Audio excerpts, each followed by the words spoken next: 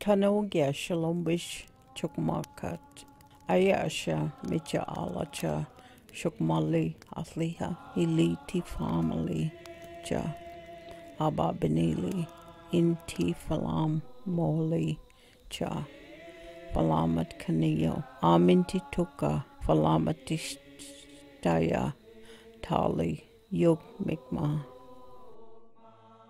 Chickasaw culture, the foundation of who we are as a people, has been passed from generation to generation for over 12,000 years, ever dynamic and flexible, and has adapted over the centuries to meet the demands of outside forces.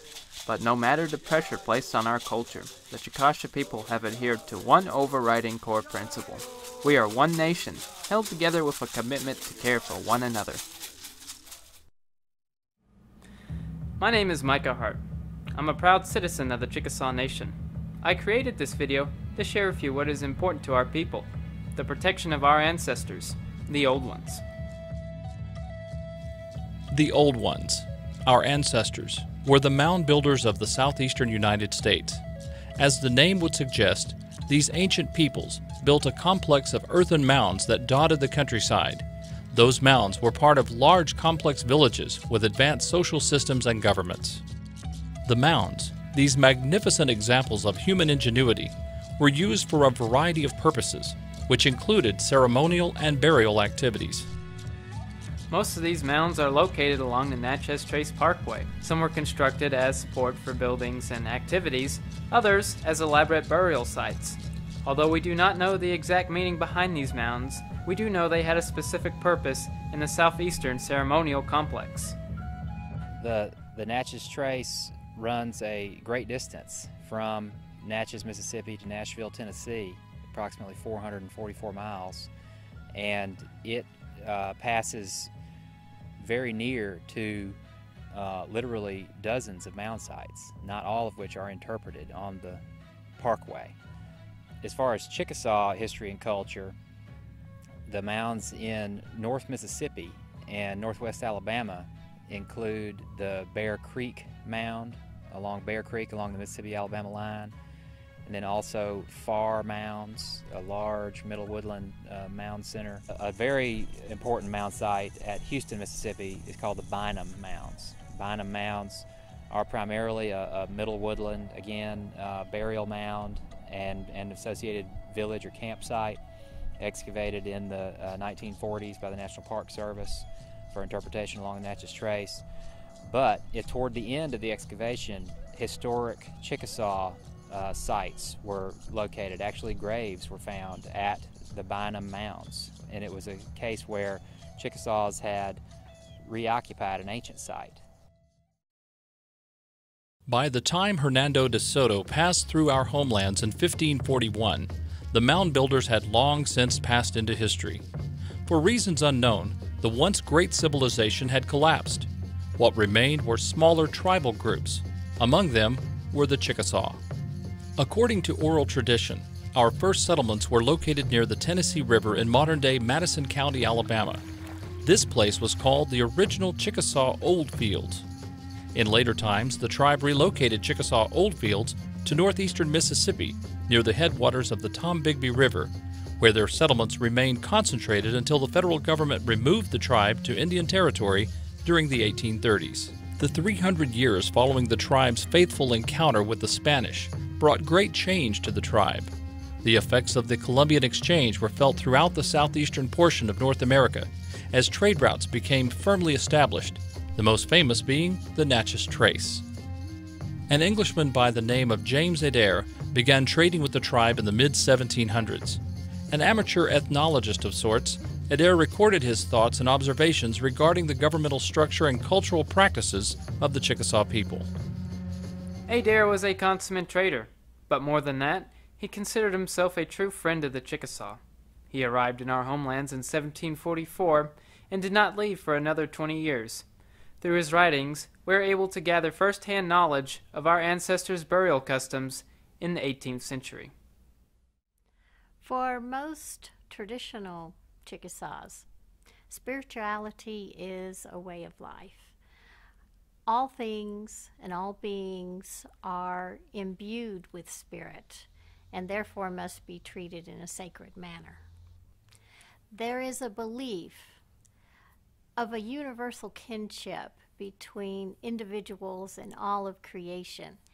And as part of that, there's a responsibility by the individual to do what is right, not only for oneself, but for all of creation, all of your relations. And this is not only for now, it's also for those relations of the past and those relations and generations of the future. With the establishment of the United States of America, a movement began to find ways to separate Indian tribes from their ancestral homes through land cession agreements and removal treaties. For the Chickasaw, this process culminated with the signing of the Treaty of Pontotoc in 1832 and the Treaty of Dokesville in 1837.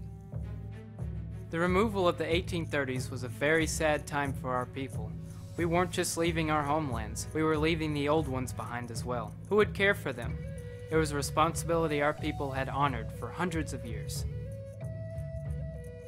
The removal process was difficult, but our people were resilient and reestablished their lives in a new home, Indian Territory. That eventually became the state of Oklahoma. Today, our tribal government is alive and well. We are economically strong, culturally vibrant, possessed of energetic people still dedicated to the preservation of family, community, and sovereignty. And we have not forgotten our beloved old ones. We have the ability to, again, take care of them, thanks to a law passed in 1990. The law, commonly known as NAGPRA, protects Native American graves on federal and tribal lands. It recognizes tribal authority over treatment of unmarked graves and prohibits the commercial selling of deceased Native Americans. It also requires an inventory and repatriation of human remains held by the federal government and institutions that receive federal funding. NAGPRA further requires these same institutions to return inappropriately acquired sacred objects and other important communally owned property to proper Native American tribes. All universities and museums receiving federal money must summarize and inventory human remains and objects of cultural patrimony. Once the items have been identified, the museum community is required to consult with the appropriate Native American representative regarding the expeditious return of these funerary objects, sacred material, and items of cultural patrimony. The Native American Graves Protection and Repatriation Act, that's NAGPRA, NAGPRA is what people call it. For tribes, it gives us an avenue to work with federal agencies, especially across the state of Oklahoma and in our southeastern homelands in several states, to become involved when they're doing things that might disrupt historic properties, or it might be a situation where Chickasaw graves were removed from the ground. It gives us actually the federal law gives us the ability to engage and do what we call consultation with many federal agencies whenever there's federal money being spent or whether a federal agency is going to issue a permit. So it puts us in a place we were never in before as tribes, that we have the right and we have the duty, I guess is the way to say it, and act as stewards for the government, for the Chickasaw people. For the Chickasaw Nation, relationships with local, state, and federal institutions are vitally important when it comes to NAGPRA law and the repatriation of our tribal ancestors.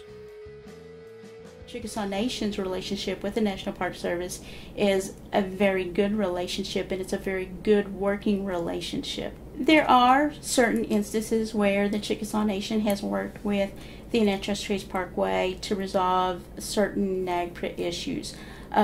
We have worked with the Natchez Trace Parkway in even completing a reburial on the Natchez Trace Parkway. When Chickasaws returned to their homelands there at the Natchez Trace, they returned to a sacred place. Oral tradition tells us the Creator, Abba Benili, gave us the gift of life through that land. It is the eternal home of so many who have come before us. They are sacred, as the land is sacred. With NAGPRA, we now have the ability to protect our ancestors. With NAGPRA, we gather up the sparks of life so that they may be reunited with Ababanili forever.